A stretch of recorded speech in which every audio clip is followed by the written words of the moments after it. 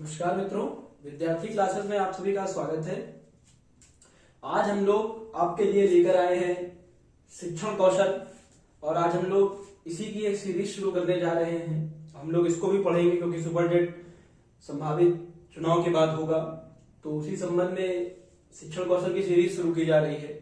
और शिक्षण कौशल में हम लोग सबसे पहले जो एक टॉपिक है वर्तमान भारतीय समाज एवं प्रारंभिक शिक्षा, इसमें हम लोग पढ़ेंगे वर्तमान भारतीय समाज एवं प्रारंभिक शिक्षा में हम लोग पढ़ेंगे वैदिक कालीन शिक्षा को। वैदिक कालीन शिक्षा के बारे में जानेंगे, किस प्रकार का पाठ्यक्रम था, क्या शिक्षण विधियां थी, कौन कौन से संस्कार होते थे, इन सभी के बारे में जानेंगे। तो थोड़ा सा पहले इतिहास जान लेते हैं वैदिक कालीन शिक्षा का। वैदिक कालीन शिक्षा जो थी वो आर्यों द्वारा शुरू की गई थी। किसके द्वारा शुरू की गई थी? वैदिक कालीन शिक्षा आर्यों द्वारा शुरू की गई थी।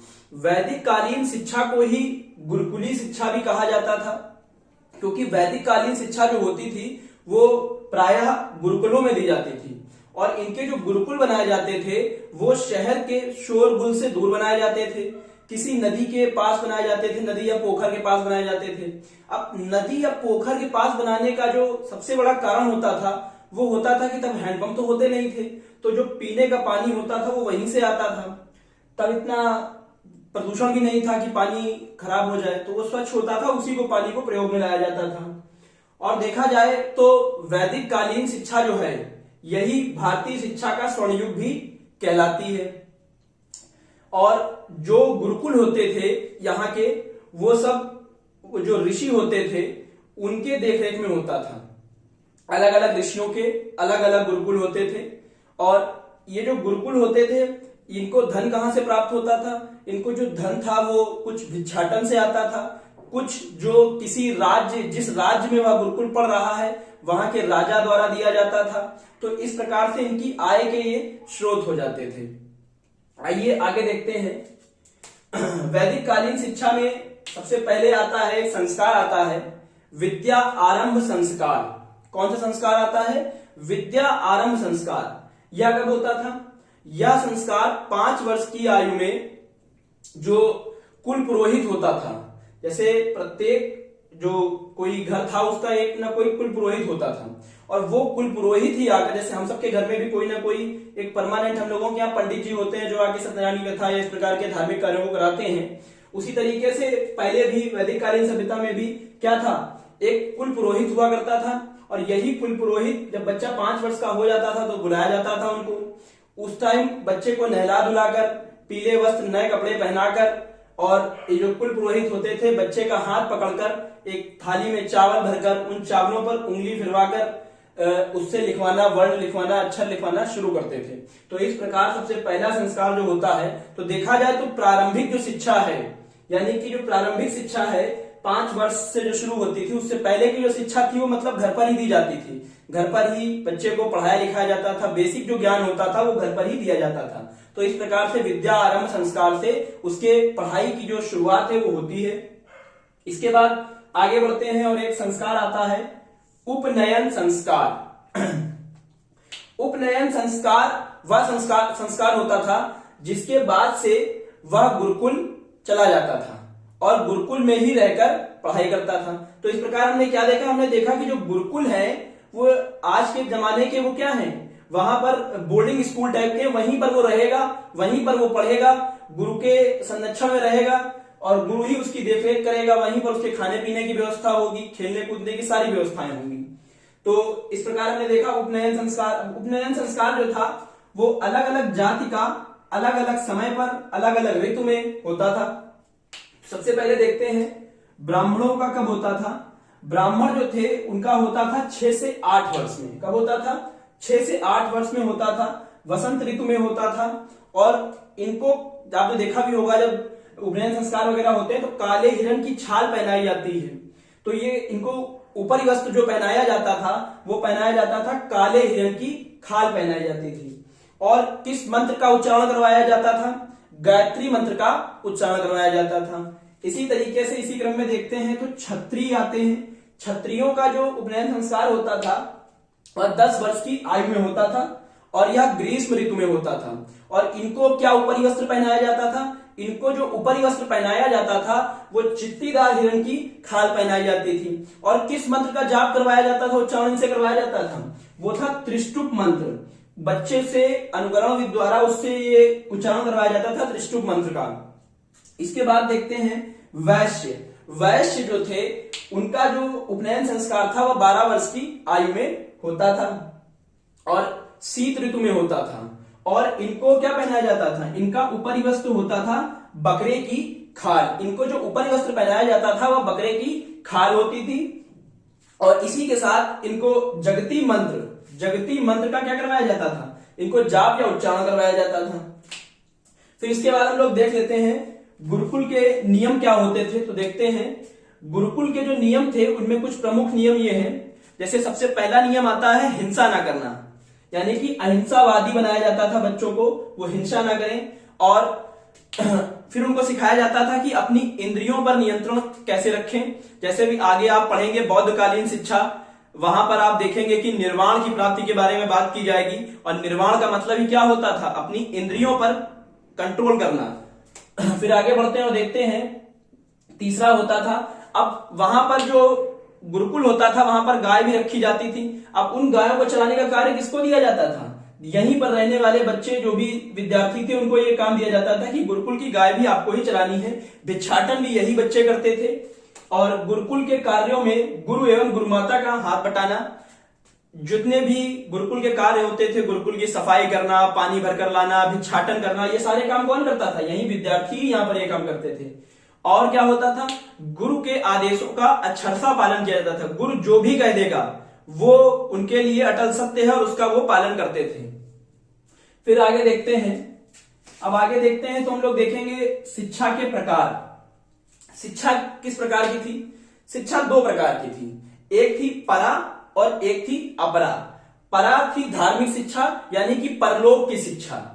परा का मतलब क्या है? परलोक की शिक्षा यानी कि धार्मिक शिक्षा। इसमें हमको मोक्ष की प्राप्ति के बारे में बताया जाएगा। दूसरी आ जाती है अपरा शिक्षा या सांसारिक शिक्षा। सांसारिक शिक्षा को हम व्यावसायिक शिक्षा से ही समझ सकते हैं। जैसे उस शिक्षा को वह शिक्षा इनको दी जाती थी अपरा शिक्षा में जो इनके सांसारिक जीवन में काम आती थी। जैसे लड़ने का कौशल सिखाया जाता था। अगर कोई क्षत्रिय धर्म से है तो उसको लड़ना सिखा दिया जाएगा, या कोई ऐसी चीज बनाना सिखा दी जाएगी जिससे वो अपने गृहस्थ आश्रम में जब प्रवेश करे तो उसे बड़ा आराम मिले। तो इस तरीके से हम लोगों ने देखा शिक्षा के कितने प्रकार हुए? दो प्रकार हुए, एक परा और एक अपरा। परा शिक्षा वह होगी जिसमें धार्मिक शिक्षा दी जाएगी, धर्म ग्रंथों, वेदों, उपनिषदों की शिक्षा दी जाएगी। और अपरा शिक्षा कौन सी होगी? सांसारिक शिक्षा। इसके बाद देखते हैं वैदिक कालीन शिक्षा के उद्देश्य क्या थे। तो वैदिक कालीन शिक्षा के जो उद्देश्य आते हैं उसमें सबसे परम उद्देश्य जो था वो था मोक्ष की प्राप्ति। मोक्ष का मतलब क्या होता है? मोक्ष का मतलब हम समझे तो मोक्ष का मतलब ये निकलता है कि जीवन मरण के जो चक्र था इससे मुक्ति पा जाए और हम दोबारा जन्म न ले। इसके बाद आता है संस्कृति का संरक्षण। जो आर्यों द्वारा संस्कृति चलाई जा रही थी, इस संस्कृति का हम संरक्षण करें और इसे नष्ट ना होने दें। फिर आता है सामाजिक कुशलता प्राप्त करना। अभी हमने आपको बताया व्यावसायिक शिक्षा की व्यवस्था थी, तो सांसारिक जीवन में प्रवेश करते समय उनके पास कुछ सामाजिक कुशलता की आवश्यकता होती थी। तो उसी सामाजिक कुशलता को इनको यहाँ पर उसके लिए इनको दक्ष बनाया जाता था। इसके बाद आगे देखते हैं व्यक्तित्व का विकास करना। सिर्फ धर्म ग्रंथ पढ़ लेना या ऐसा कुछ नहीं था। जैसा आप लोग साइकोलॉजी में पढ़ते भी होंगे कि हमारा जो डेवलपमेंट होता है वो ऑल राउंड डेवलपमेंट की बात की जाती है। क्या की जाती है? संपूर्ण विकास की बात की जाती है। तो यहां पर भी क्या था? इनके पूरे व्यक्तित्व में मतलब इनके व्यवहार का भी विकास किया जाता था और इनके अंदर ज्ञान भी भरा जाता था। फिर इसके बाद आता है उत्तम चरित्र का निर्माण करना। सबसे जरूरी चीज जो थी वो थी उत्तम चरित्र, क्योंकि कहा जाता है कि money is loss, something is loss, but if character is loss everything is loss. अगर आपका चरित्र चला जाएगा तो सब कुछ खो जाएगा, इसलिए चरित्र का होना बहुत ही जरूरी है। इसके बाद देखते हैं, अब इसके बाद आता है कि शिक्षा कितने साल तक चलती थी। तो जो सबसे कम अवधि होती है शिक्षा की वह थी 12 वर्ष। और यह 12 वर्ष किस चीज का समय था? 4 वेद हैं, 4 वेदों में से पहला वेद जो पढ़ेगा उसको एक वेद पढ़ने में जो समय लगता था वो लगता था 12 वर्ष। तो सबसे कम समय जो है वो था 12 वर्ष। यानी कि अगर कोई एक वेद पढ़ लेगा तो उसको 12 वर्ष का समय लगेगा, और इसके बाद अगर वो चाहे, यानी कि वो मान लीजिए 6 से 8 वर्ष में प्रवेश किया, 8 वर्ष में उसने प्रवेश किया, 12 वर्ष तक उसने पढ़ाई की, 20 वर्ष उसकी उम्र हो गई, और इसके बाद अगर वो चाहे तो वो गृहस्थ आश्रम में प्रवेश कर सकता था। और गृहस्थ आश्रम में प्रवेश कर सकता था। अगर नहीं चाहता है तो वो आगे फिर पढ़ सकता है, फिर वो दूसरे वेद का ज्ञान करे, फिर वो तीसरे वेद का ज्ञान करे, और इस तरीके से जब वो चारों वेद का ज्ञान कर लेगा तो कुल समय कितना लगेगा, एक में 12 तो 4 में 48 वर्ष का समय लग जाएगा। कितना समय लग जाएगा, 48 वर्ष का समय लग जाएगा। तो फिर हम लोग देख लेते हैं आगे कि जो एक वेद का ज्ञाता होता है उसको क्या कहा जाता है, दूसरे वेद के ज्ञाता को क्या कहा जाता है। जो सिर्फ एक वेद पढ़ेगा वो क्या कहलाएगा, स्नातक कहलाएगा। जैसे आप लोग आज बीए बीएससी करके स्नातक होते हैं, उसी प्रकार जिसको एक वेद का ज्ञान होता था वो क्या कहलाता था, स्नातक कहलाता था। जो दोनों वेद का ज्ञान प्राप्त कर लेता था, 2 वेद का ज्ञान प्राप्त कर लेगा, वो वसु कहलाएगा। जो 3 वेद का ज्ञान प्राप्त कर लेगा वो क्या कहलाएगा, रुद्र कहलाएगा। और जो चारों वेदों का संपूर्ण ज्ञान प्राप्त कर लेगा वो क्या कहलाएगा, आदित्य कहलाएगा। तो यानी आदित्य कहलाने के लिए उसको कितना समय चाहिए, 48 वर्ष। जब से उसने यहां पर प्रवेश लिया है तब से उसे 48 वर्ष चाहिए। ठीक है, यहां पर उसे 12 वर्ष चाहिए, यहां पर उसे 24 चाहिए, यहां उसे 36 चाहिए, और यहां उसे 48 वर्ष चाहिए। तो इस तरीके से ये देखे हम लोगों ने कि शिक्षा की अवधि क्या थी, किस प्रकार से वो उनको डिग्री मिलती थी, उपाधि दी जाती थी।